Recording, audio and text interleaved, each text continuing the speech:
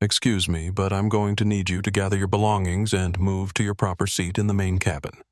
Flight attendant Karen Whitfield announced, with barely concealed disdain, her eyes scanning 16-year-old Zara Thompson's yellow sundress and natural curls like they were evidence of some unspoken crime. This section is reserved for our premium passengers who have actually paid for the privilege of sitting here. What nobody on Flight 447 knew was that the quiet teenager they were about to humiliate had a father whose single phone call could ground their entire fleet, and in exactly 47 minutes their world would be turned completely upside down by a man who had built an empire from nothing and would stop at nothing to protect his daughter. Zara looked up from her calculus homework, her pen hovering over a complex differential equation that would challenge most college students, and met Karen's hostile gaze with the calm dignity that her father had taught her to maintain even when the world seemed determined to diminish her worth. "Ma'am, I believe there's been some kind of misunderstanding," she said softly, reaching into her designer purse to retrieve her boarding pass with movements that were deliberate and composed, despite the familiar burn of injustice that had followed her through honors classes, gifted programs, and every space where her excellence was met with surprise rather than recognition. The first-class cabin of the Boeing 767 hummed with the quiet efficiency of pre-flight preparations, passengers settling into their leather seats while flight attendants moved through the aisles with practiced smiles and crisp uniforms. Zara had been in seat 2A for nearly 20 minutes, working through her advanced mathematics homework while occasionally glancing out the window at the Seattle skyline that held everything she loved most in the world, including the glass towers where her father was probably finishing another billion-dollar deal without knowing that his daughter was about to need him in ways that would test every principle he had ever taught her about handling adversity with grace. Karen examined the boarding pass with the theatrical skepticism of someone who had already made up her mind, her manicured nails tapping against the paper as if she could somehow will the printed letters to change before her eyes. "This seat assignment seems irregular," she declared, though the boarding pass clearly displayed Seat 2A in bold letters alongside Zara's name and confirmation number. "I'm going to need to verify this with my supervisor because we've been having issues with fraudulent upgrades, and frankly, young lady, you don't exactly fit the profile of our typical first-class passenger." The words hung in the air like toxic smoke, and Zara felt every pair of eyes in the cabin turn toward her with the weight of judgment that she had learned to carry from the moment she walked into her first advanced placement class at age 12 and saw the shock on her teacher's face when she solved equations that grown adults struggled to understand. She had spent years perfecting the art of remaining calm in the face of suspicion of speaking quietly but clearly when authority figures questioned her right to occupy spaces that her intelligence and her family's success had earned. But something about Karen's tone made her stomach tighten with the kind of dread that comes from recognizing a predator who has already chosen their prey. "I understand you need to do your job," Zara replied with the measured politeness that had been drilled into her by years of navigating predominantly white spaces, where every response was scrutinized for signs of the attitude that adults seemed to expect from young black women. "But I purchased this seat 3 weeks ago through the airline's website, and I have all the confirmation emails on my phone if you'd like to see them, along with my credit card statement and identification that clearly matches the name on the boarding pass." Behind her, she could hear other passengers shifting uncomfortably in their seats, some of them pulling out their phones with the instinctive reaction of people who sensed that they were about to witness something worth documenting. Mrs. Dorothy Chen, an elderly Asian woman in seat 3C, had already quietly activated her phone's camera,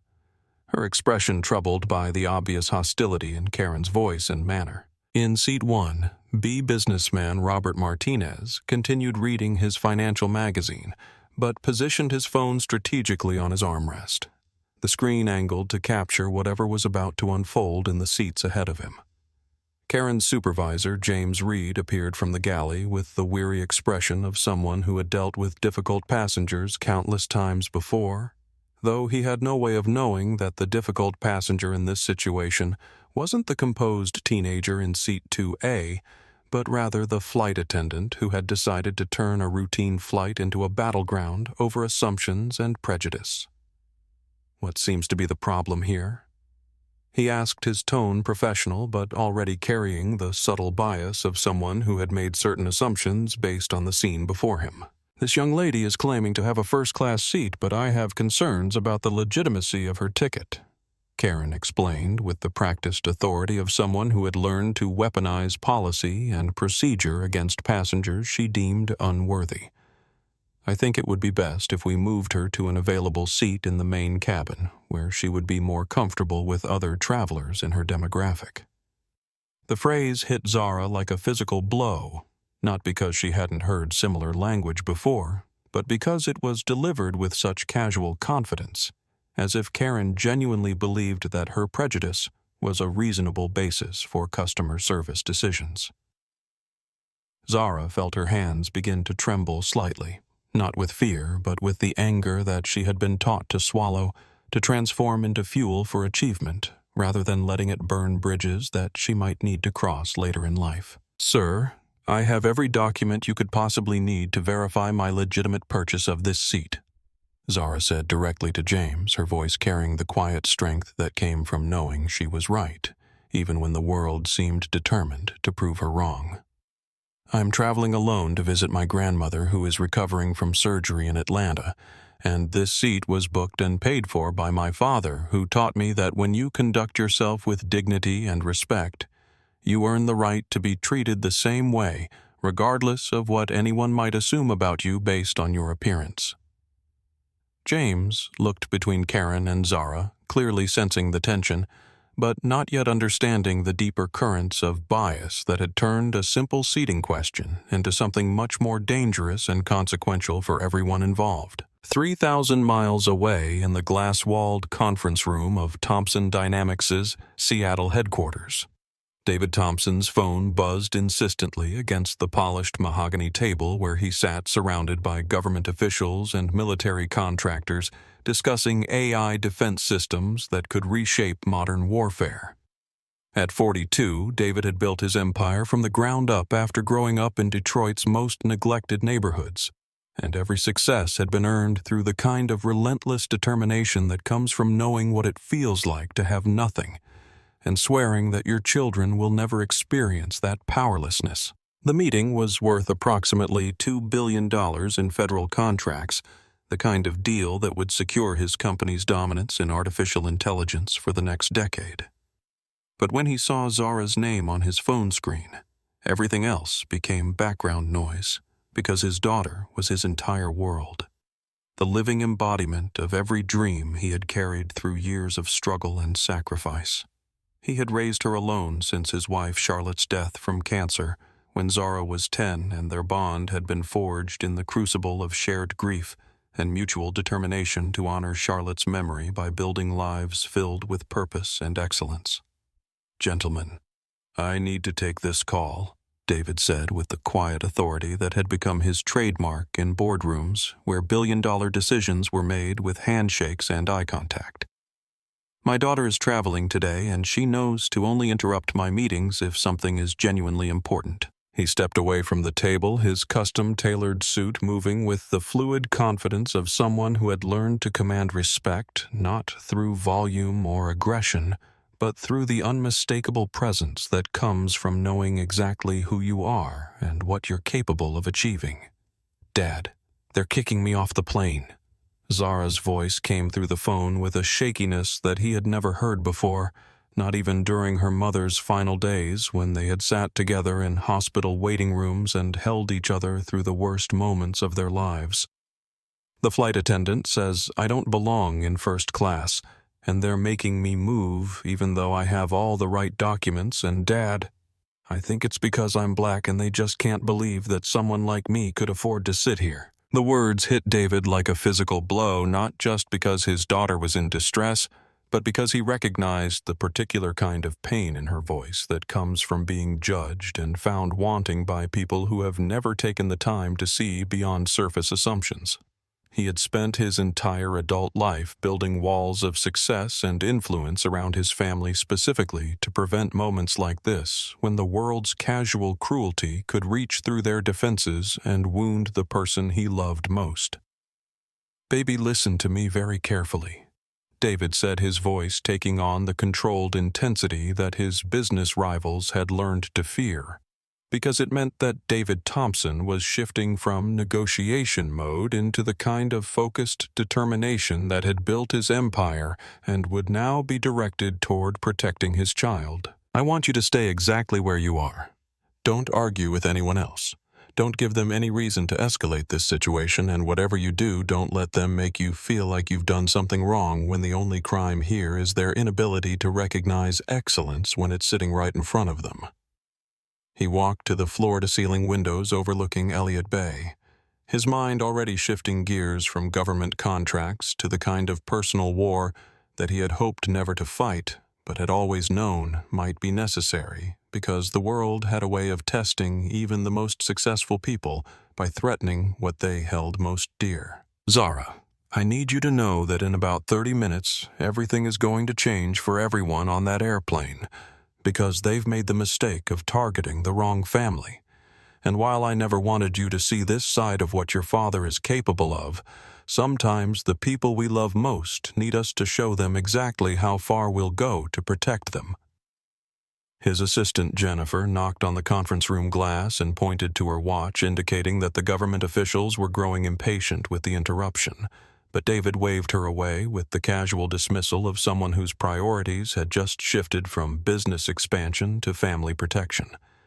These contracts would wait. These meetings could be rescheduled, but his daughter's dignity and sense of self-worth were not negotiable items that could be bartered away for the convenience of people who had chosen to see her as something less than she was. "Dad,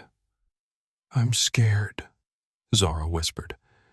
And those 3 words transformed David Thompson from successful businessman into something far more dangerous. A father whose child was under attack by people who had no idea what forces they had just set in motion. Not scared like I'm in physical danger, but scared that no matter how smart I am or how successful our family becomes, there will always be people who look at me and decide that I don't deserve the same respect and treatment that they would automatically give to someone who looks different than I do. David closed his eyes and made a decision that would cost several people their careers and change the trajectory of an entire industry's approach to customer service and bias training. "Sweetheart, I promise you that by the end of today, everyone involved in this situation is going to understand exactly what it costs to underestimate a Thompson. And more importantly, you're going to see that having money and influence isn't just about buying nice things or living in beautiful houses. It's about having the power to demand justice when justice doesn't come naturally." He ended the call and immediately dialed his head of security, with instructions that would set into motion a response that those flight attendants could never have anticipated in their worst nightmares. Back on Flight 447, Karen had returned with a printed passenger manifest and the kind of self-satisfied expression that comes from believing you've uncovered evidence of wrongdoing that will justify your suspicions and validate your prejudices. "I've checked our records, and while there is indeed a ticket purchased under the name Zara Thompson, I have concerns about how this upgrade was obtained," she announced, loudly enough for other passengers to hear her voice, carrying the theatrical authority of someone who had convinced herself that she was protecting the airline from fraud, rather than perpetrating an act of discrimination that would soon be documented and broadcast to millions of people around the world. "What exactly are you suggesting?" Zara asked, her hands gripping her calculus textbook so tightly that her knuckles were visible beneath her brown skin, though her voice remained steady despite the growing realization that this confrontation was moving beyond simple misunderstanding into territory that felt both familiar and dangerous. "Because if you're implying that I or my family somehow obtained this seat through fraudulent means, that's a very serious accusation that you're making without any evidence whatsoever, and I think you should be very careful about the assumptions you're making, based on nothing more than what you think someone like me should or shouldn't be able to afford." The challenge hung in the air between them, and Karen's face flushed with the kind of anger that comes from having your prejudices questioned by someone who is supposed to quietly accept whatever judgment you passed upon them. "Young lady, I don't appreciate your tone, and I certainly don't appreciate being lectured about policy by a passenger who clearly doesn't understand the security protocols that we're required to follow when dealing with irregular seating situations." She snapped her professional veneer cracking to reveal the underlying hostility that had been driving this confrontation from the beginning. From seat 4, a Harold Banks, a middle-aged white businessman who had been growing increasingly agitated about the flight delay, saw an opportunity to redirect attention away from his own earlier complaints about legroom and service. "Excuse me, but that girl has been disruptive ever since boarding,"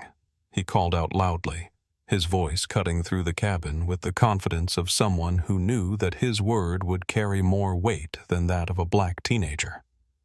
She was arguing with the flight crew using inappropriate language, and frankly, I don't feel safe with someone who's clearly unstable remaining in the cabin.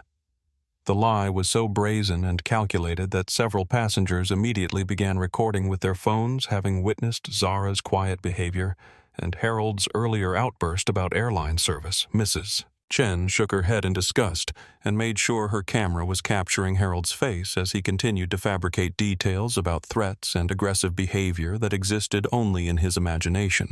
but would now become part of the official record that Karen seemed eager to accept without question. "Sir, thank you for bringing this to our attention," James Reed said with the kind of gratitude that revealed where his sympathies lay, before he had even bothered to investigate the conflicting accounts of what had actually transpired during the boarding process. "We take passenger safety very seriously, and if there have been threats or disruptive behavior, we have protocols that must be followed regardless of the circumstances."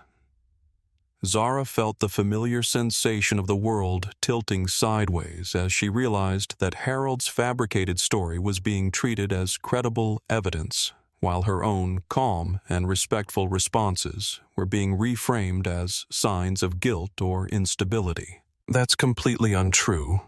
she said, her voice rising slightly with the stress of being accused of behavior that she would never engage in and that any objective observer could easily verify had never occurred. "I've been sitting quietly doing my homework since I boarded, and I haven't spoken to that passenger at all, let alone made any threats or used inappropriate language." "Well, we have a very credible complaint from a premium passenger," Karen interjected with the tone of someone who had found the justification she needed to proceed with her original plan.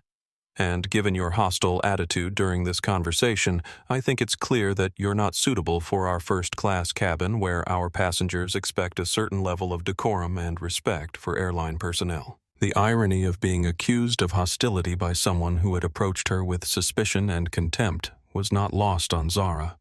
But she could feel the situation spiraling beyond her control as Harold's lies combined with Karen's prejudices to create a narrative that painted her as the aggressor rather than the victim. "I want to speak with the captain," she said, playing her last card in a game where the rules seemed to change every time she tried to defend herself. "If you're going to remove me from this flight based on false accusations, I have the right to speak with the person in charge. The captain has been briefed on the situation and agrees with our assessment." James replied smoothly, though Zara suspected that the captain had received a version of events that bore little resemblance to reality. "We're going to need you to gather your belongings and come with us to the front of the cabin where we can arrange for your removal from the aircraft with minimal disruption to our other passengers." The words hit her like a physical blow because they made it clear that her removal was no longer a possibility, but a certainty, and no amount of evidence or reasonable argument was going to change the outcome that had been predetermined the moment Karen decided that Zara didn't belong in first class. She felt tears threatening to spill over not from fear, but from the crushing weight of injustice, and the realization that all of her achievements, all of her family's success, all of her careful attention to being respectful and dignified meant nothing to people who had already decided what kind of person she was, based on the color of her skin. "This is wrong," she whispered more to herself than to anyone else but Mrs. Chen heard her and nodded supportively while continuing to record everything with the determined expression of someone who understood that documentation would be crucial when the truth inevitably came to light. "I haven't done anything wrong, and you're treating me like a criminal because a man lied about me and you decided to believe him without asking a single question or checking with any other passengers who could tell you what really happened." Robert Martinez looked up from his magazine long enough to catch Zara's eye and mouthed the words, "I saw everything," while tapping his phone to indicate that he had been recording the entire confrontation.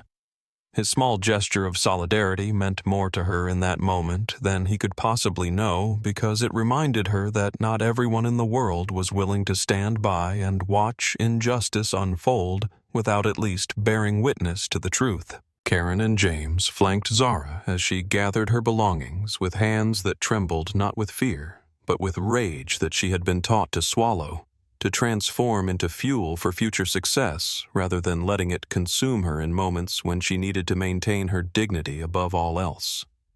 As they escorted her toward the front of the plane, she could feel every eye in the cabin watching her supposed walk of shame, not knowing that they were actually witnessing the opening act of a drama that would soon play out on a much larger stage. The walk from seat 2A to the front of the aircraft felt like a mile-long journey through a gauntlet of judgment, with every step carrying Zara further from the dignity she had worked so hard to maintain, and closer to the kind of public humiliation that would be seared into her memory forever. Karen walked slightly ahead of her with the purposeful stride of someone who believed she was enforcing justice rather than perpetrating an act of cruelty that would soon be examined by federal investigators and civil rights attorneys, while James brought up the rear with the uncomfortable expression of someone who was beginning to suspect that they might be making a terrible mistake, but lacked the courage to question the chain of events that had brought them to this point. Passengers in every row turned to watch the procession with expressions ranging from curiosity to outrage to discomfort, their phones discreetly positioned to capture what many of them recognized as a profound injustice unfolding in real time. Mrs. Chen had tears in her eyes as she watched Zara pass by, her weathered hands gripping her phone tightly as she documented every moment with the determination of someone who had lived through enough historical moments to understand the importance of bearing witness to truth. "This is disgraceful," she whispered loudly enough for nearby passengers to hear her voice carrying the moral authority of someone who had spent 8 decades learning to recognize right from wrong. Harold Banks remained in his seat with a smug expression that made it clear he was enjoying the spectacle he had orchestrated through his lies. His earlier complaints about airline service now forgotten in favor of the satisfaction that came from successfully redirecting blame onto an innocent teenager who had committed no crime other than existing in a space where he felt she didn't belong. His sense of triumph would be short-lived, but in that moment he savored what he believed was a victory over someone he had decided was undeserving of the respect and consideration that he automatically expected for himself. Robert Martinez closed his magazine and made direct eye contact with Zara as she passed his seat, his expression conveying both sympathy and determination as he mouthed the words, "This isn't over," in a promise that carried more weight than anyone on the aircraft could possibly understand.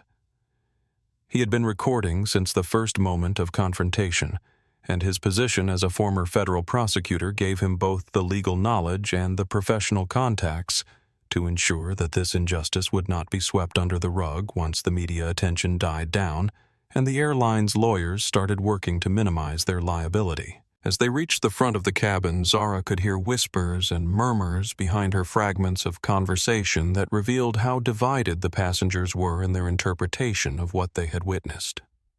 Some expressed support for the flight crew's decision to remove what they perceived as a disruptive passenger, while others questioned why a quiet teenager doing homework had been singled out for treatment that seemed disproportionate to any offense she might have committed. The divide in public opinion was already forming, though it would soon shift dramatically once the full truth emerged and the real power dynamics became clear to everyone involved. Airport security officers waited at the gate with the professional demeanor of people who dealt with passenger disputes on a regular basis, though their expressions suggested that they found this particular situation unusual, given Zara's obvious youth and the calm manner in which she was conducting herself despite the circumstances. Officer Patricia Williams, a black woman in her 30s who immediately recognized the racial dynamics at play in the situation, felt her stomach tighten with familiar anger as she watched a poised and articulate teenager being treated like a criminal for reasons that had nothing to do with actual wrongdoing and everything to do with assumptions and prejudices that she had encountered countless times in her own life. "Ma'am, I'm going to need you to come with me while we sort out this situation," Officer Williams said gently, her tone conveying respect and professionalism that stood in stark contrast to the hostility that Zara had received from the flight crew. "I know this is upsetting, but I want you to know that we're going to treat you fairly and make sure that your rights are protected throughout this process regardless of what accusations have been made or what anyone else might think about this situation." The kindness in Officer Williams' voice nearly broke Zara's composure,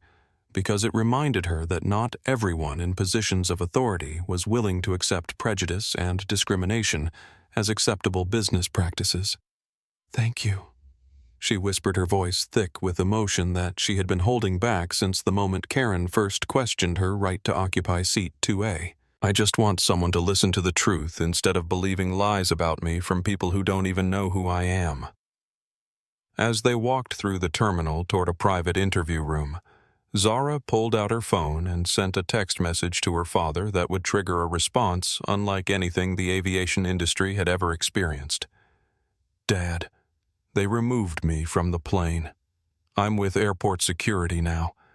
I need you." The simple words carried a weight that would soon be measured in millions of dollars. Multiple resignations, federal investigations, and policy changes that would affect every airline operating in the United States. Behind them, the aircraft doors closed and the plane began to taxi toward the runway, carrying passengers who had no idea that they had just witnessed the opening moments of a story that would dominate news headlines for months and fundamentally change how airlines approached customer service and bias training. Karen settled back into her routine with the satisfaction of someone who believed she had successfully handled a difficult situation while Harold Banks opened his laptop and began working on emails that would soon be subpoenaed by federal investigators as evidence of his pattern of filing false complaints against minority passengers. Mrs. Chen immediately opened Facebook and began typing a post that would be shared hundreds of thousands of times within hours. "Just witnessed the most heartbreaking act of racism on Flight 447. A beautiful, intelligent, black teenage girl was removed from first class for absolutely no reason other than the color of her skin. She was quiet, respectful, and doing calculus homework while a white businessman lied about her threatening him. The flight crew believed his lies without question. This is America in 2024, and it's disgraceful. Hashtag justice for Zara. Hashtag airline discrimination. Hashtag speak up." Robert Martinez was already composing emails to contacts at the Department of Justice and several major news networks, his legal training evident in the precise language he used to describe the civil rights violations he had witnessed and the quality of video evidence he had obtained.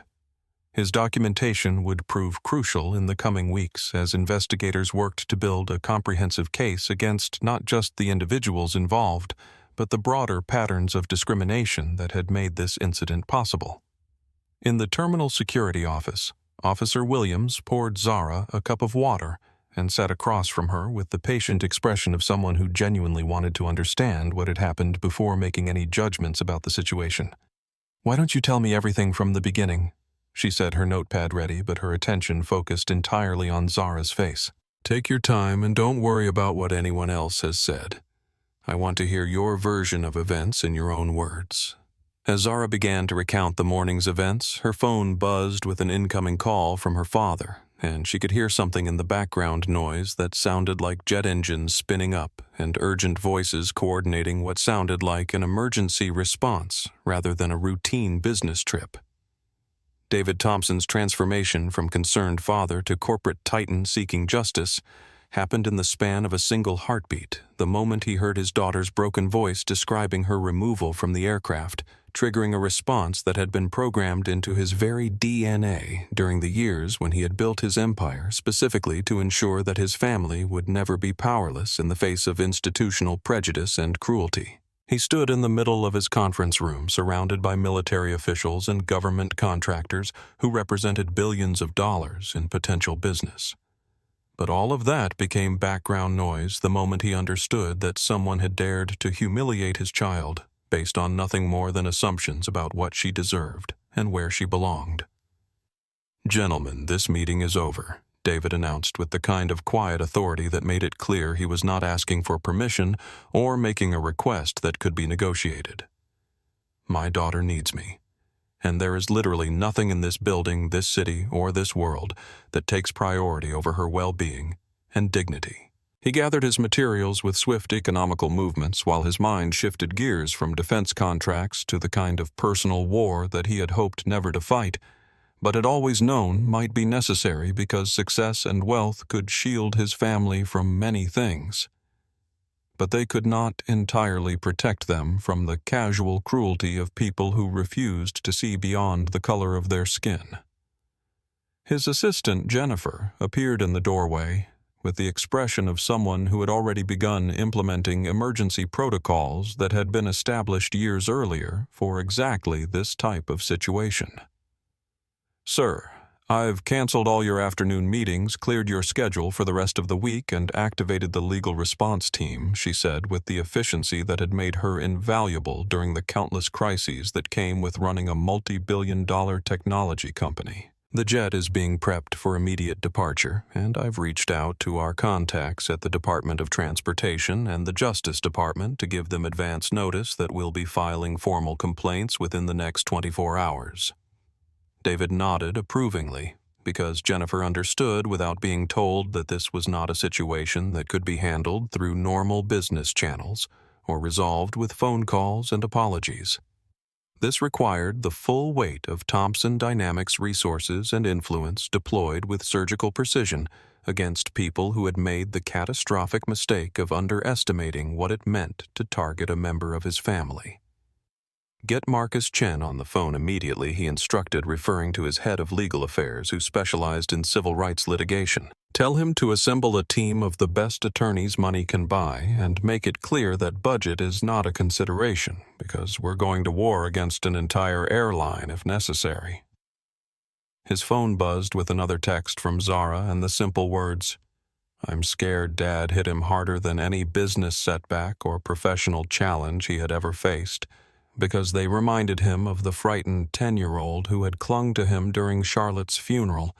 and made him promise that he would always protect her from the world's cruelty. He had failed to protect her from cancer's assault on their family, but he would not fail to protect her from the kind of human cruelty that could be fought with resources and determination and an absolute refusal to accept injustice as the price of existing in a society that still struggled to see his daughter's full humanity. "Jennifer, I also want you to contact our media relations team and tell them to prepare for a high-profile campaign that will make sure this story reaches every news outlet in the country," David continued as he walked toward the elevator that would take him to the company's private helipad, where his helicopter was already warming up for the short flight to Boeing Field where his Gulfstream waited with engines running. This isn't just about getting justice for Zara anymore. It's about making sure that this never happens to any other child whose parents might not have the resources to fight back against institutional bias and discrimination. The helicopter ride across Seattle's skyline gave David time to make a series of phone calls that would set in motion a response that the airline industry had never encountered from a victim of discrimination. His first call was to Dr. Sarah Jackson, a former federal prosecutor who now headed the country's most successful civil rights law firm and had been waiting for years for a case with this kind of evidence and this level of resources behind it. "Sarah,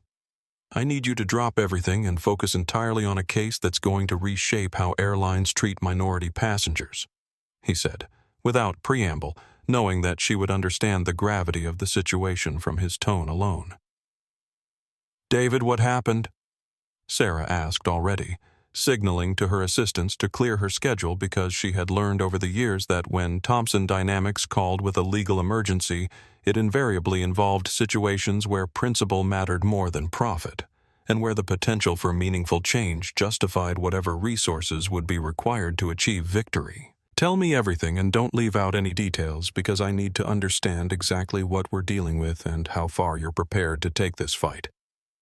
As David recounted the morning's events, he could hear Sarah's sharp intake of breath when he described Harold Banks' false accusations and the flight crew's immediate willingness to believe lies about a black teenager rather than take the time to investigate what had actually occurred.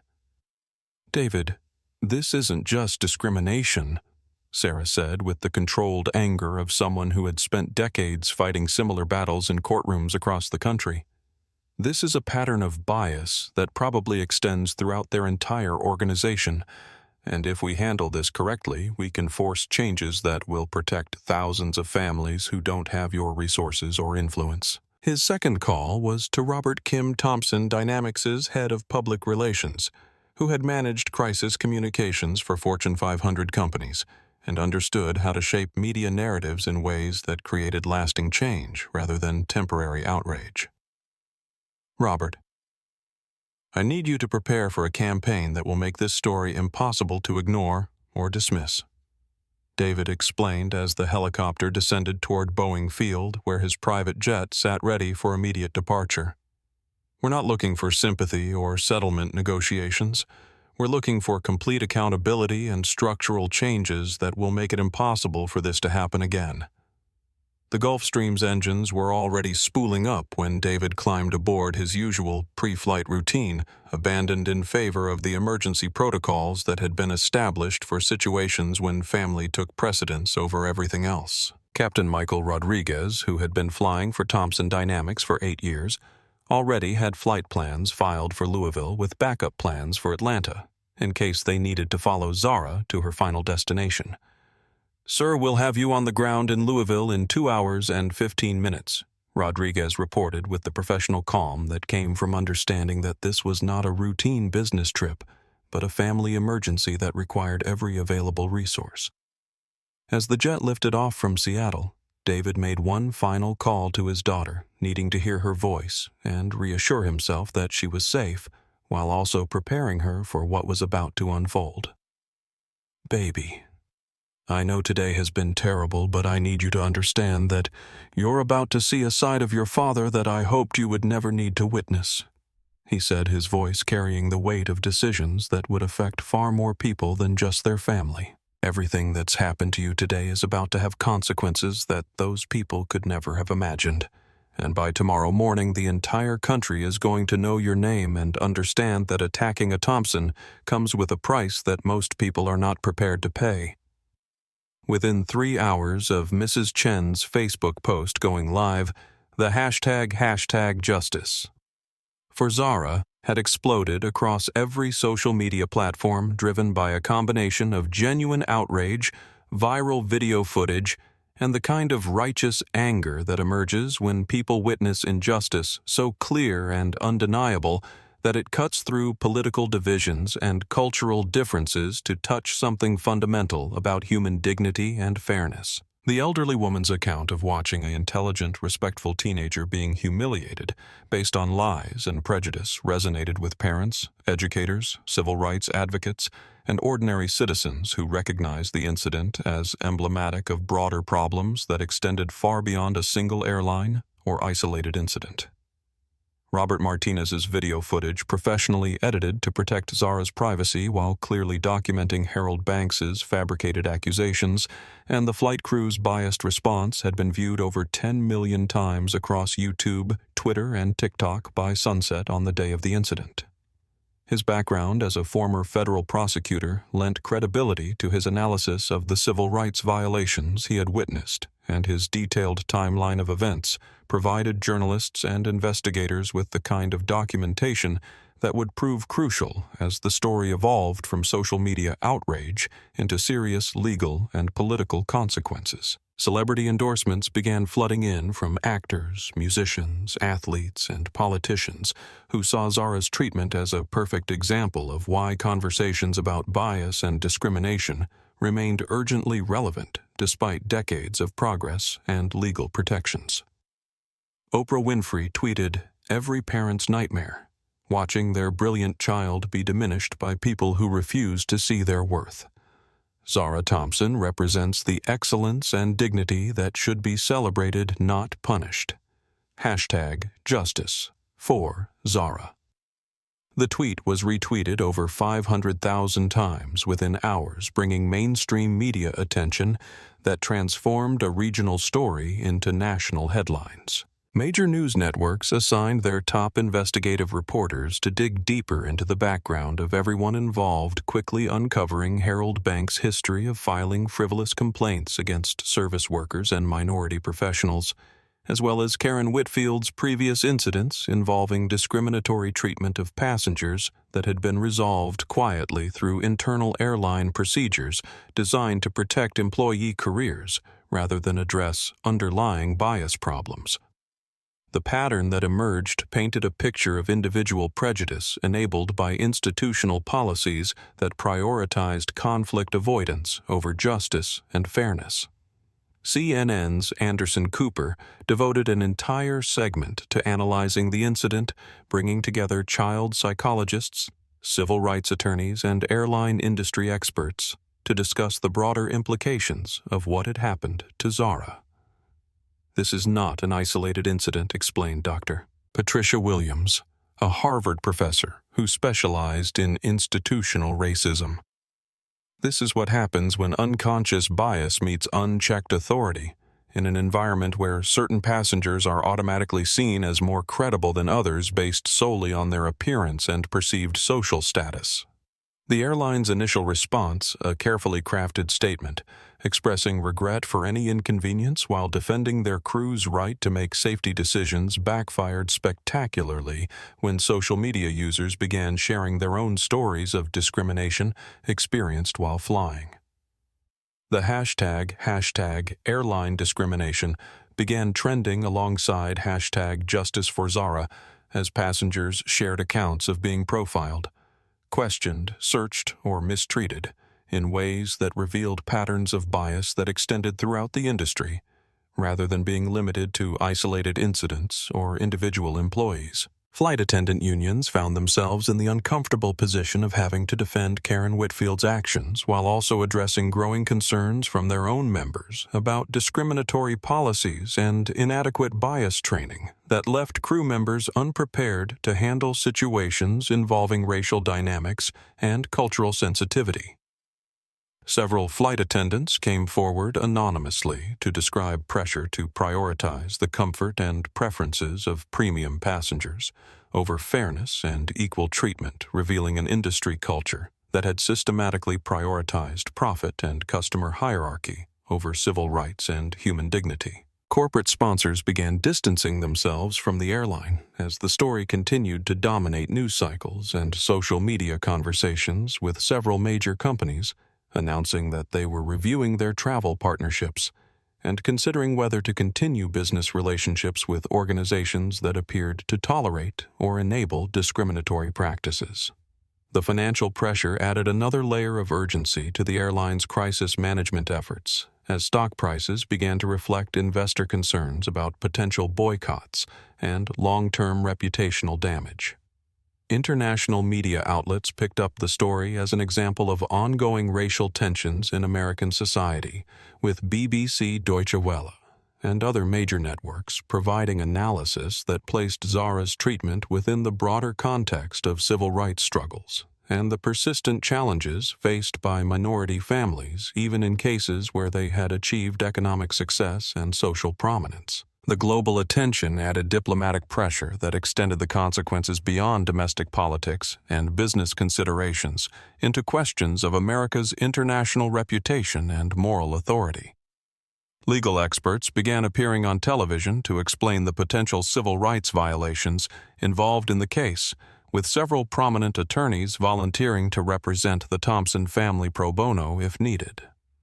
The possibility of federal intervention and Justice Department involvement became a topic of discussion among constitutional scholars and civil rights advocates who saw the incident as an opportunity to establish legal precedents that could provide stronger protections for minority passengers and clearer guidelines for airline personnel dealing with discrimination complaints. Technology companies, particularly those in Seattle's thriving startup ecosystem, began reaching out to express support for David Thompson and his family, recognizing that the incident reflected broader challenges faced by minority executives and their families, even in progressive cities and industries that prided themselves on diversity and inclusion.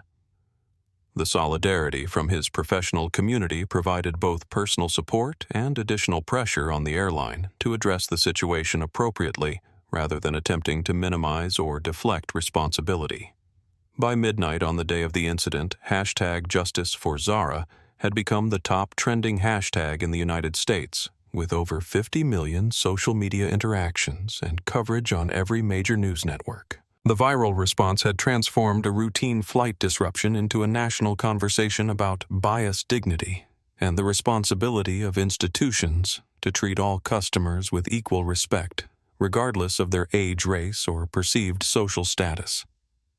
The stage was set for confrontations that would reshape industry policies and demonstrate the power of social media to demand accountability from organizations that had previously operated with impunity.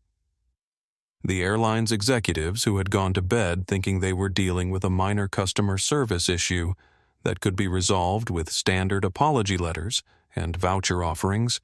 woke up to discover that they were facing a full-scale public relations catastrophe that threatened not only their company's reputation, but their personal careers and the financial stability of their entire organization. The sleek Gulfstream G650 descended through Louisville's evening sky like a metallic predator. Its approach tracked by news helicopters and ground crews who had been alerted by social media speculation about the identity of the mystery billionaire whose daughter had been removed from Flight 447 earlier that day. Air traffic control had cleared priority landing space typically reserved for government officials and foreign dignitaries.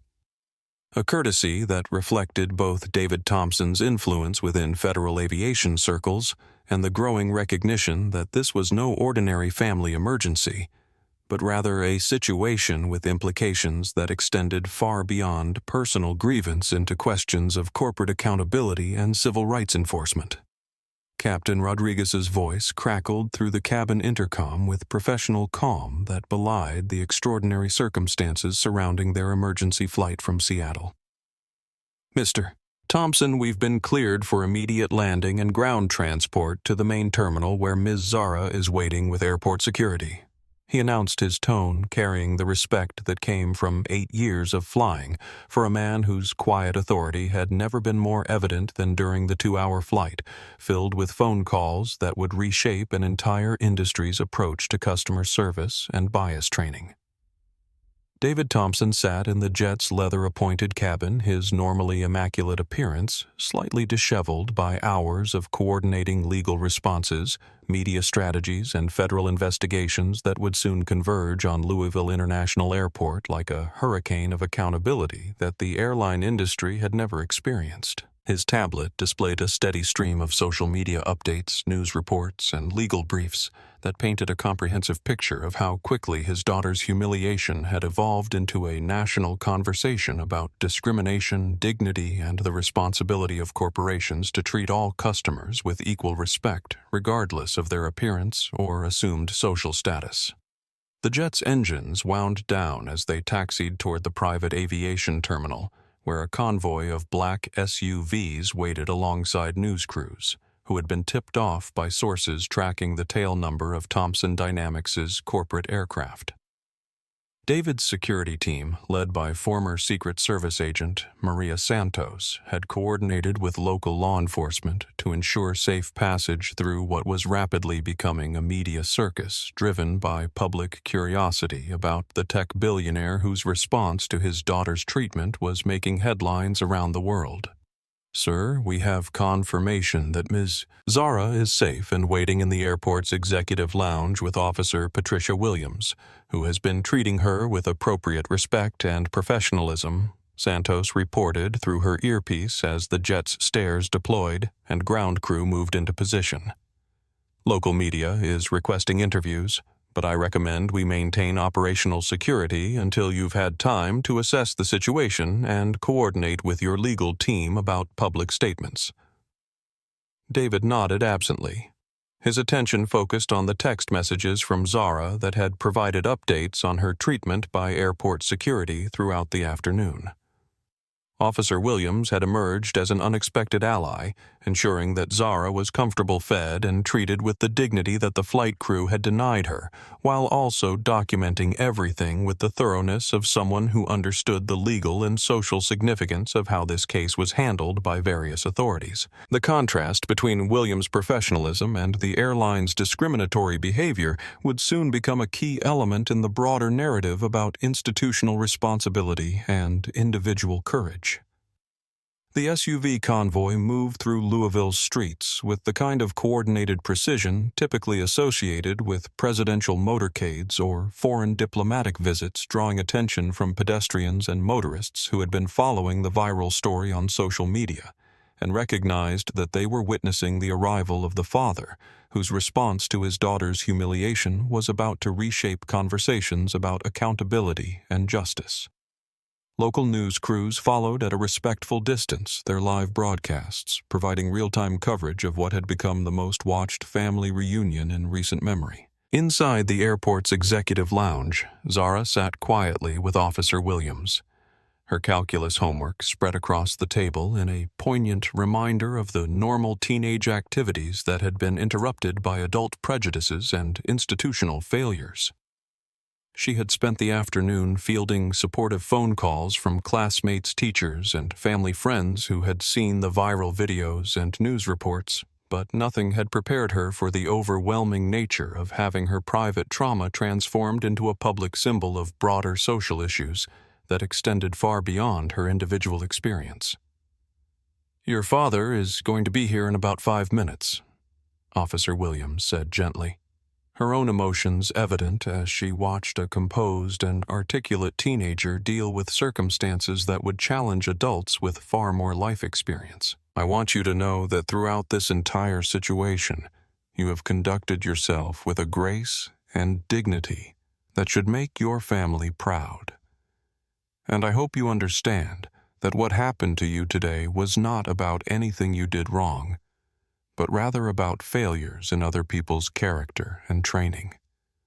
The words meant more to Zara than Officer Williams could possibly know, because they came from someone in uniform who had chosen to see her as a person deserving of respect, rather than a problem to be managed or contained. "Thank you for treating me like a human being," Zara replied, her voice steady, despite the emotional exhaustion that came from hours of processing trauma while simultaneously watching her private pain become a source of public outrage and political commentary. David Thompson's arrival in the executive lounge was marked by an immediate shift in energy and atmosphere, as his presence brought with it the unmistakable aura of someone accustomed to commanding rooms filled with powerful people and billion-dollar decisions. He moved directly to his daughter with the focused intensity of a father whose child had been threatened, enveloping her in an embrace that conveyed both protection and the promise that justice would be swift and comprehensive. "I'm so sorry this happened to you, baby David," whispered against Zara's hair, his voice carrying the weight of every parent's worst nightmare about sending their child into a world that might refuse to see their value and potential. "But I need you to understand that by tomorrow morning, everyone involved in this situation is going to learn exactly what it costs to underestimate the power of a family that refuses to accept injustice quietly." Officer Williams observed the reunion with professional discretion, though her expression reflected both personal satisfaction at seeing Zara reunited with her father and professional anticipation of the changes that would inevitably result from Thompson's involvement in addressing the discriminatory practices that had made this incident possible. She had already received calls from federal investigators requesting copies of her reports and commending her handling of a sensitive situation that had attracted national attention and political scrutiny. The executive lounge's windows provided a view of the tarmac where news helicopters circled overhead and ground crews worked around the Gulf Stream that had become a symbol of power being deployed in service of justice rather than personal advantage. The visual contrast between the private jet's luxury and the airline gate, where Zara had been humiliated hours earlier, would soon become iconic imagery representing the dramatic power shift that occurred when institutional discrimination targeted someone with the resources and determination to fight back effectively. David's phone buzzed with updates from his legal team media coordinators and federal contacts who were working around the clock to ensure that this incident became a catalyst for meaningful change, rather than simply another viral story that would fade from public attention once the next crisis captured social media's collective focus. The coordination required to transform personal tragedy into systemic reform represented the kind of strategic thinking that had built Thompson Dynamics into a global technology leader and would now be directed toward reshaping an entire industry's approach to civil rights and customer service. As they prepared to leave Louisville for Atlanta, where Zara would finally be able to visit her grandmother as originally planned, both father and daughter understood that they were no longer private citizens dealing with personal trauma, but rather public figures, whose response to discrimination would influence how similar situations were handled for generations to come. Within hours of David Thompson's arrival in Louisville, his legal team had deployed investigative resources that revealed a web of institutional bias and discriminatory practices that extended far beyond the individual actions of Karen Whitfield and Harold Banks, uncovering evidence of algorithmic discrimination, financial incentives for crew members to remove minority passengers, and corporate policies that had systematically prioritized the comfort of premium passengers over civil rights protections and equal treatment under the law. The depth and breadth of what Thompson's investigators discovered would soon transform a single incident into a federal case study of how modern discrimination operated through seemingly neutral business practices that produced racially biased outcomes. Marcus Chen Thompson Dynamics' chief legal counsel and a former federal prosecutor with experience in major civil rights cases had assembled a team of data analysts, forensic accountants, and technology experts who began dissecting the airline's operational procedures with the kind of methodical precision typically reserved for organized crime investigations or corporate fraud cases. What they found was evidence of deliberate bias embedded within customer service algorithms, crew training materials, and performance evaluation systems that rewarded flight attendants for maintaining what company documents euphemistically described as cabin atmosphere management and premium passenger satisfaction metrics. David, what we're discovering goes far beyond individual prejudice or isolated incidents, Chen reported during a secure video conference that included civil rights attorneys from across the country who had volunteered their expertise to ensure that the case reached its full potential for creating lasting change. This airline has constructed an entire operational framework that systematically discriminates against minority passengers while providing legal cover through policies that appear racially neutral on their surface, but produce dramatically different outcomes based on passenger demographics and perceived social status. The algorithmic analysis revealed that the airline's booking system flagged passengers for additional scrutiny based on variables that correlated strongly with race and ethnicity, including zip code analysis that targeted predominantly Black and Latino neighborhoods as elevated risk zones, name recognition software that identified passengers with ethnically diverse names for enhanced verification protocols, and payment processing procedures that subjected certain banking relationships to fraud screening that disproportionately affected minority customers who used financial institutions that served underbanked communities. Dr. Elena Rodriguez, Thompson's head of artificial intelligence ethics and an internationally recognized expert on algorithmic bias, discovered that the airline's crew scheduling and performance evaluation systems included metrics that financially rewarded flight attendants for what internal documents described as proactive passenger management and disruptive behavior prevention.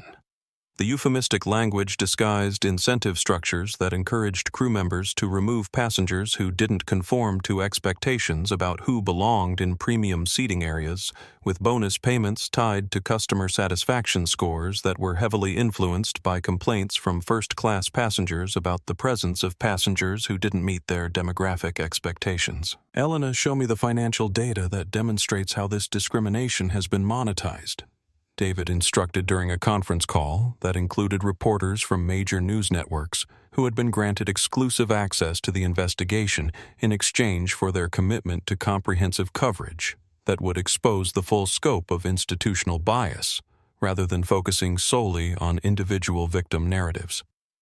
I want the public to understand that this isn't just about prejudice or poor training. This is about a business model that has made racial discrimination profitable by disguising it as customer service excellence and operational efficiency. The forensic accounting revealed that over the previous 3 years, the airline had generated approximately $15 million in additional revenue through discriminatory practices that included overselling flights while systematically removing minority passengers to accommodate late-arriving premium customers, charging minority passengers higher fees for services that were provided free to white passengers, and implementing baggage screening procedures that delayed minority travelers and forced them to pay rebooking fees when they missed connections due to discriminatory security delays. Federal investigators from the Department of Transportation and the Justice Department had joined the investigation after receiving Thompson's detailed documentation of civil rights violations that included video evidence, algorithmic analysis, financial records, and testimony from current and former airline employees who confirmed the existence of informal policies that encouraged discriminatory treatment of passengers based on racial profiling disguised as security protocols and customer service standards. Sarah Jackson, the civil rights attorney leading Thompson's legal team, had filed preliminary injunctions seeking to halt the airline's discriminatory practices, while the federal investigation proceeded, arguing that continued operation under existing policies constituted ongoing civil rights violations that threatened thousands of minority passengers who might be subjected to similar treatment. Your Honor, the evidence demonstrates that this airline has constructed a comprehensive system of modern segregation that uses technology and corporate policies to achieve the same discriminatory outcomes that were once accomplished through explicitly racist laws and practices. She argued in federal court filings that would soon become templates for similar cases against other airlines and transportation companies. The investigation had also uncovered evidence that Karen Whitfield's treatment of Zara was part of a pattern of discriminatory behavior that had been documented in previous complaints, but dismissed through internal airline procedures designed to protect employee careers rather than address underlying bias problems. Internal emails revealed that Whitfield had been praised by supervisors for her ability to maintain premium cabin standards and handle irregular passenger situations with discretion. Corporate language that disguised her systematic targeting of minority passengers who were perceived as not belonging in first-class seating areas. Harold Banks' history revealed a pattern of filing false complaints against service workers and minority professionals with documentation showing that he had successfully used racial bias to avoid consequences for his own disruptive behavior on at least 6 previous occasions across different airlines and business establishments.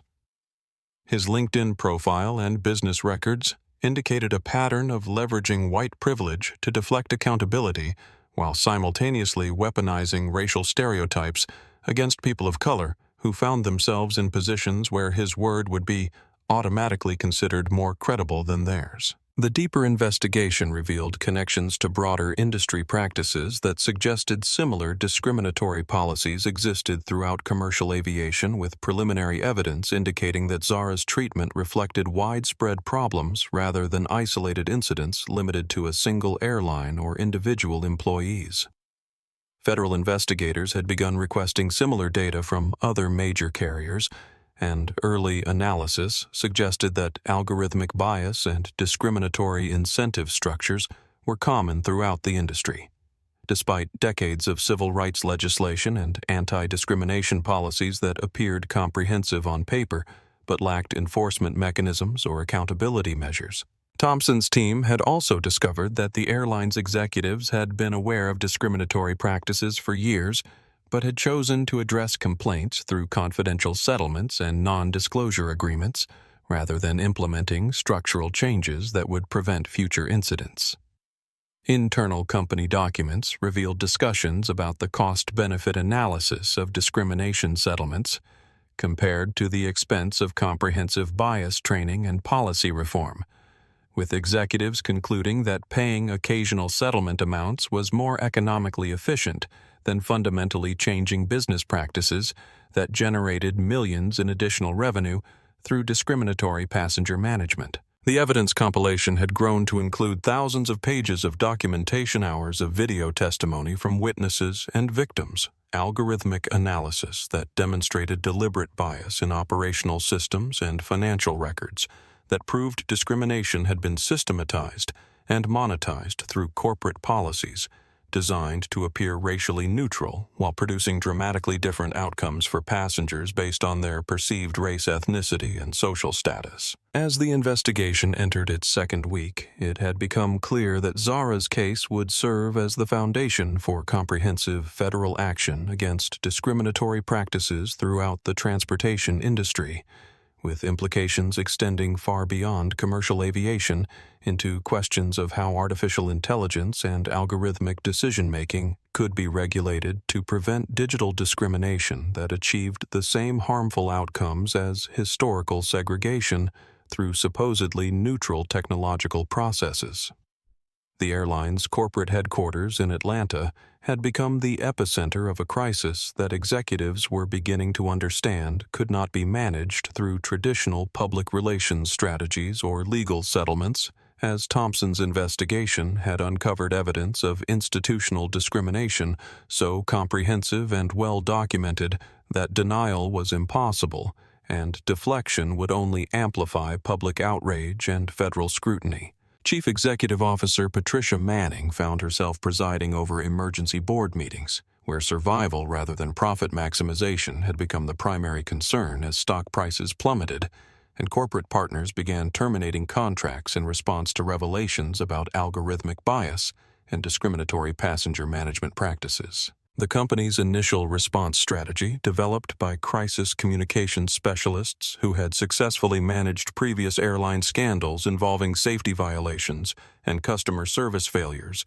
had collapsed within days, as social media influencers, civil rights organizations, and federal investigators continued uncovering evidence that individual employee prejudice was merely the visible symptom of corporate policies that had systematically monetized racial discrimination through seemingly neutral business practices designed to maximize revenue from premium passengers while minimizing the comfort and dignity of minority travelers. "We are facing an existential threat to our company's survival,"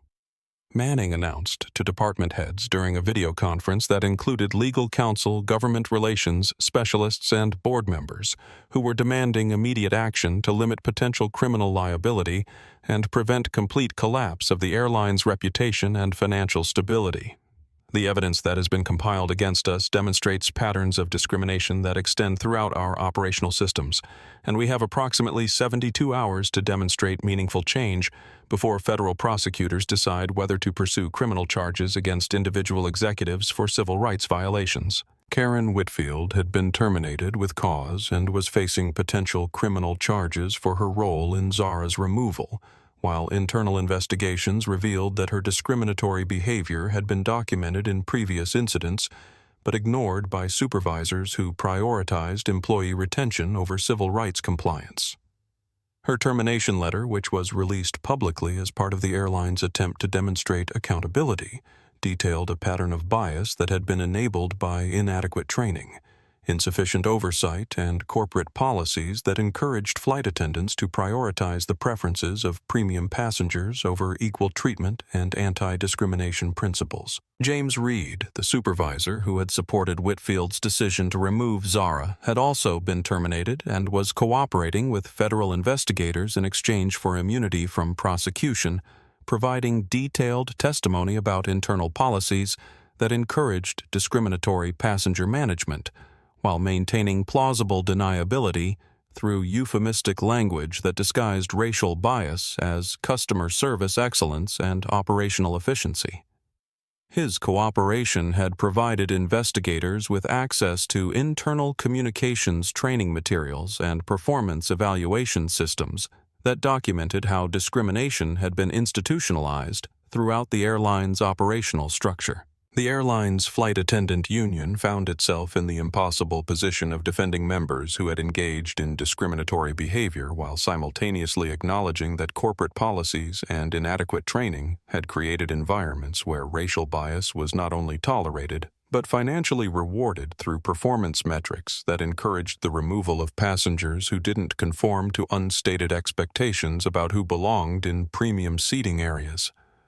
Union leadership was demanding comprehensive policy reform and mandatory bias training while also seeking to protect members from criminal prosecution for following corporate guidelines that had systematically encouraged discriminatory treatment of minority passengers. Stock analysts had downgraded the airline's credit rating and investment outlook as boycotts organized through social media campaigns began affecting ticket sales, particularly among corporate travelers and minority customers, who represented significant revenue sources that the company could not afford to lose during an extended period of negative publicity and federal investigation. Market research indicated that the airline's reputation had been so severely damaged that recovery would require years of demonstrated commitment to civil rights compliance and meaningful change in corporate culture and operational practices. Major corporate clients, including several Fortune 500 companies that had provided millions in annual revenue through business travel contracts, announced that they were suspending their relationships with the airline until comprehensive anti-discrimination policies were implemented and independently verified by civil rights organizations and federal oversight agencies. The corporate exodus had triggered a liquidity crisis that threatened the airline's ability to meet payroll and operational expenses, while simultaneously investing in the massive policy reforms that would be required to regain public trust and federal compliance certification. Congressional leaders from both political parties had announced plans for comprehensive hearings on discrimination in commercial aviation with the House Transportation Committee, scheduling testimony from Zara Thompson. David Thompson, federal investigators, and airline industry executives who would be required to explain how algorithmic bias and discriminatory incentive structures had been allowed to operate without oversight or accountability for years.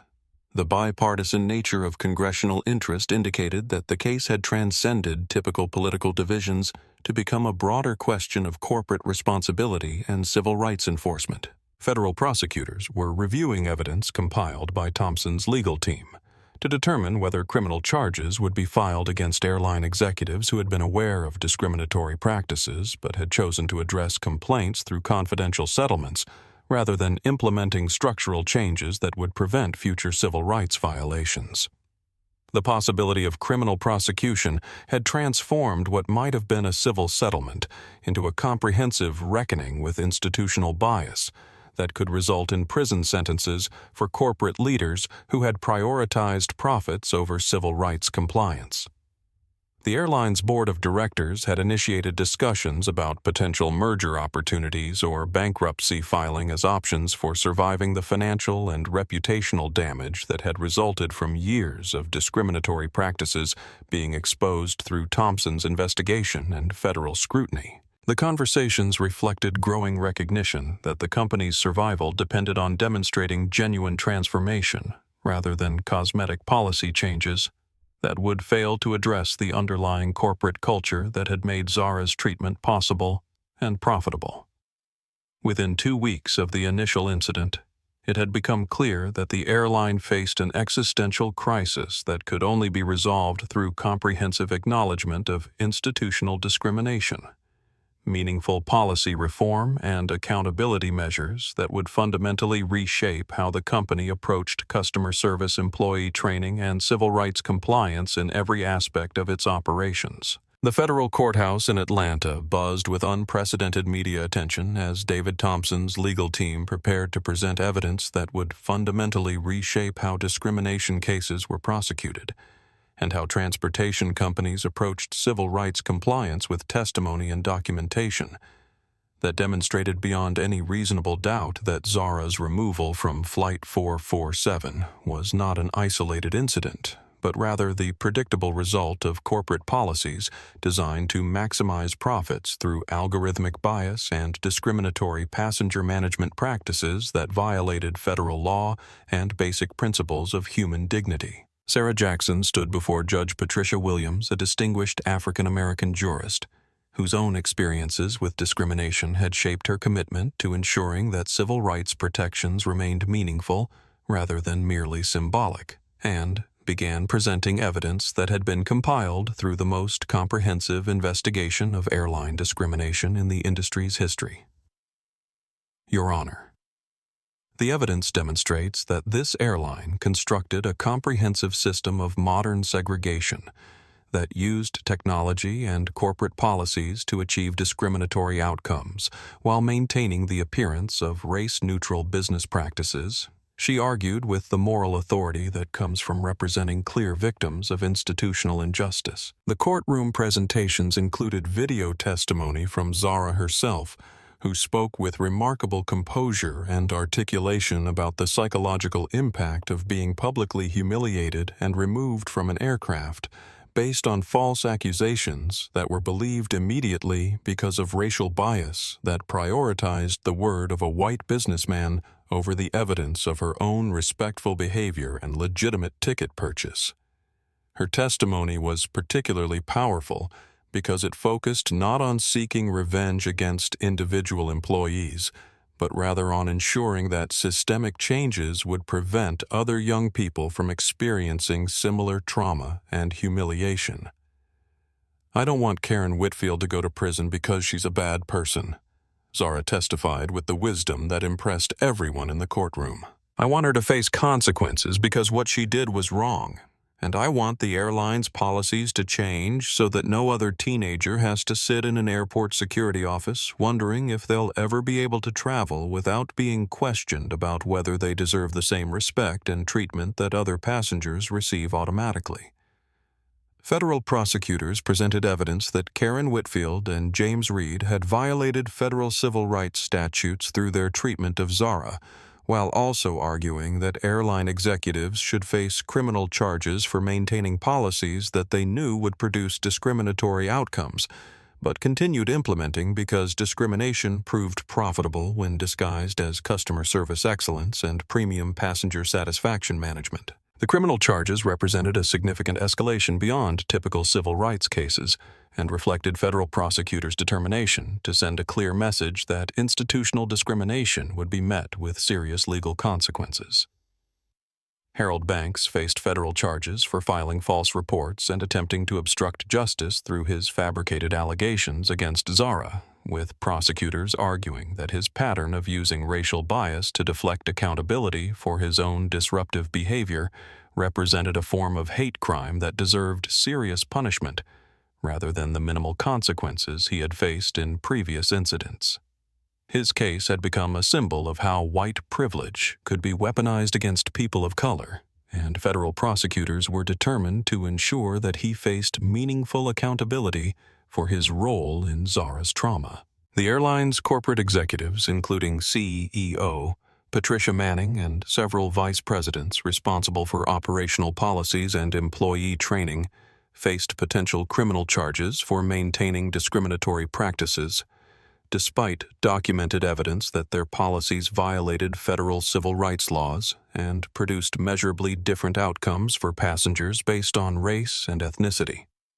The possibility of criminal prosecution for corporate executives represented a significant development in civil rights enforcement that legal scholars believed could deter future discrimination by making individual executives personally liable for institutional bias policies. Judge Williams's ruling included comprehensive injunctive relief that required the airline to implement immediate changes in algorithmic decision-making systems, employee training programs, passenger complaint procedures, and executive oversight mechanisms that would be monitored by federal compliance officers and civil rights organizations for a minimum of 5 years. The scope of required changes represented the most comprehensive civil rights remedy ever imposed on a transportation company and would serve as a template for similar cases throughout the industry.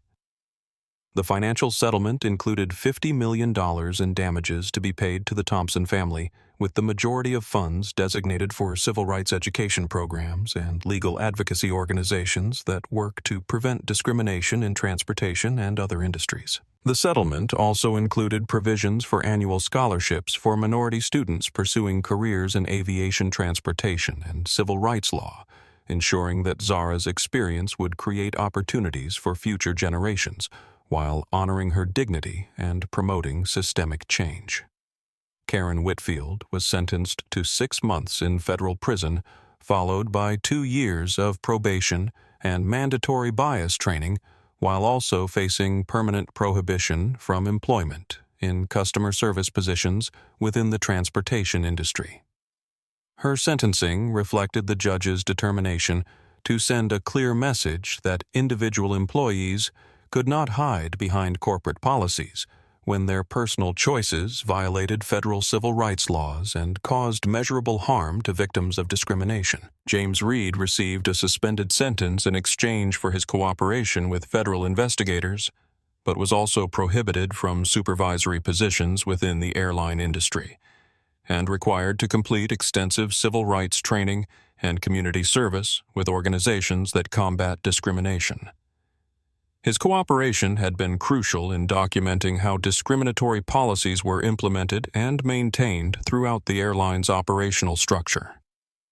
Harold Banks was sentenced to 1 year in federal prison and 3 years of probation with restitution requirements that included financial compensation to Zara and mandatory participation in racial bias education programs designed to address the psychological and social factors that had led to his pattern of false accusations against minority service providers.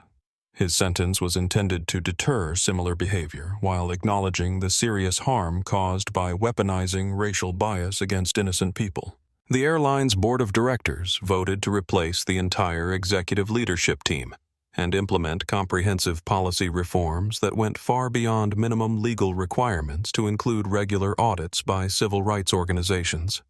mandatory bias training for all employees,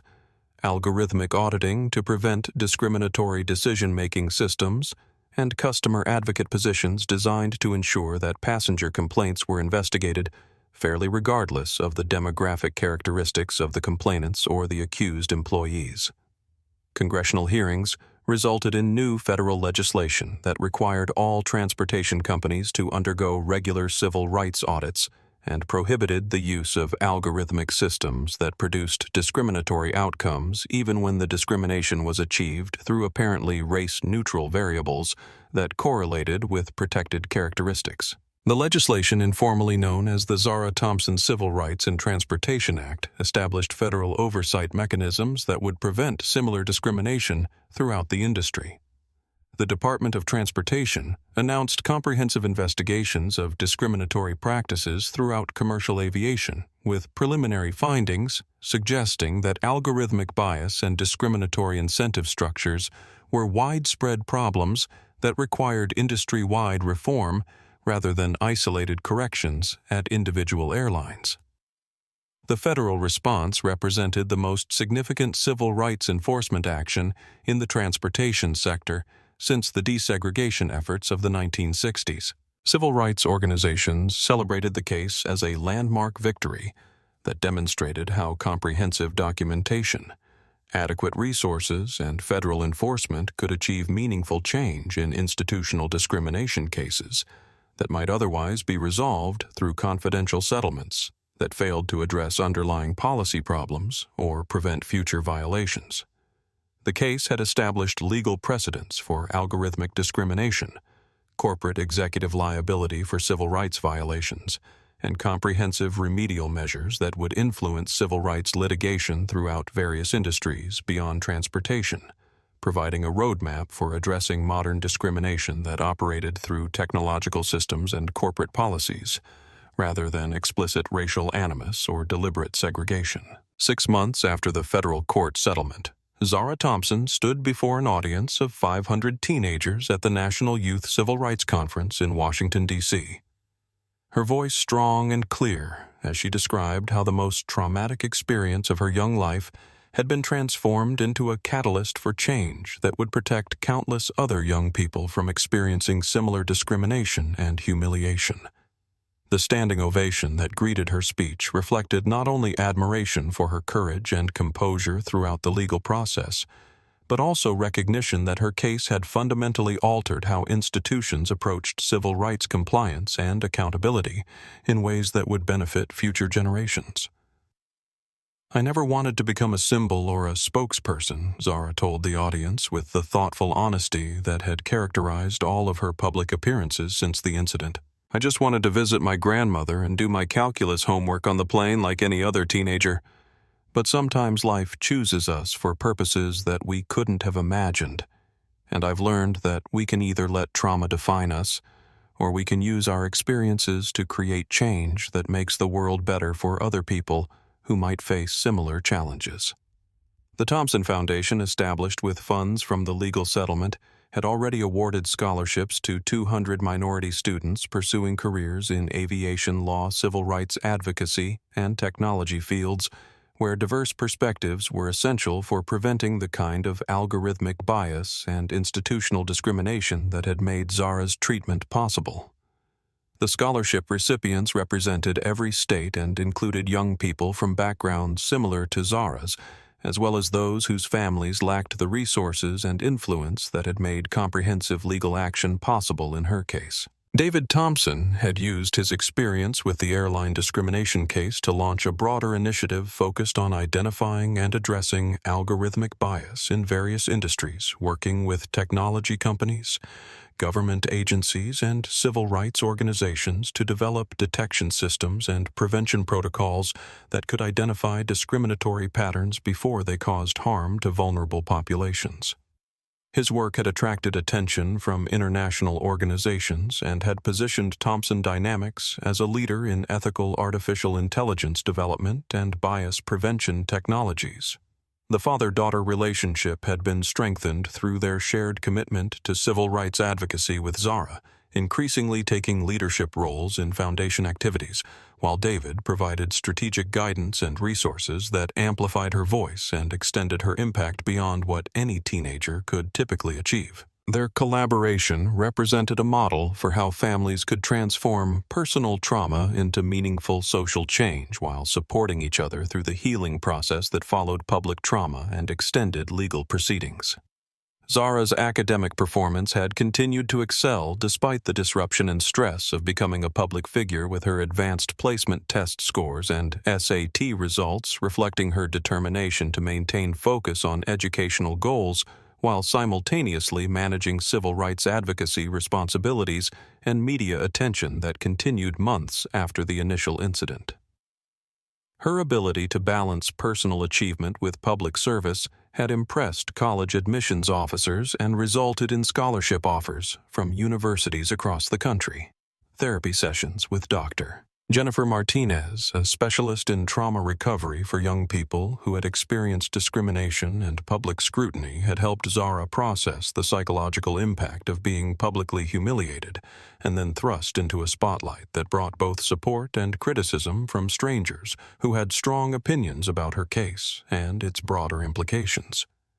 The therapeutic work had been essential in helping her maintain emotional stability while navigating the complex feelings that came with being both a victim of injustice and a symbol of resistance and change. Officer Patricia Williams had been promoted to a supervisory position within airport security and had become a frequently requested speaker at law enforcement conferences focused on civil rights compliance and bias prevention, with her handling of Zara's case serving as a model for how authority figures could demonstrate respect and professionalism, even in situations where others had failed to meet basic standards of human decency. Her career advancement represented recognition that moral courage and professional excellence deserved reward and advancement, rather than being taken for granted or dismissed as merely meeting minimum expectations. The airline industry had implemented comprehensive changes in response to federal oversight and public pressure generated by Zara's case, with measurable improvements in complaint handling procedures, bias training programs, and algorithmic auditing that had reduced discriminatory incidents and improved customer satisfaction ratings among minority passengers who had historically experienced higher rates of negative treatment and civil rights violations during commercial travel. Mrs. Dorothy Chen had been recognized by several civil rights organizations for her moral courage in documenting and publicizing Zara's treatment, with her Facebook post credited as the catalyst that transformed a private incident into public accountability and meaningful change. Her recognition reflected the important role that witnesses and bystanders play in civil rights enforcement and social justice movements. 1 year later, Zara Thompson walked confidently through Seattle-Tacoma International Airport toward the gate for her flight to Harvard University, where she would begin her freshman year as a pre-law student with plans to specialize in civil rights advocacy and technology ethics. Her path shaped by experiences that had transformed personal trauma into a lifelong commitment to justice and equality. The airport bustled with the usual mix of travelers, but this time her journey represented triumph over the forces that had once tried to diminish her dignity and deny her equal treatment. Flight attendants and gate agents who recognized her name on the passenger manifest treated her with genuine respect that reflected both professional courtesy and personal awareness of how her case had reshaped their industry's approach to customer service and civil rights compliance. The changes were evident not only in their behavior toward her specifically, but in improved training programs, bias prevention protocols, and accountability measures that protected all passengers from the kind of discrimination that she had experienced and challenged through federal litigation. Her father, David, accompanied her to the gate. Their conversation focused on her academic goals and career aspirations rather than legal battles and media attention, a normalcy that represented successful healing and growth beyond the trauma that had brought them together as advocates for civil rights and social justice.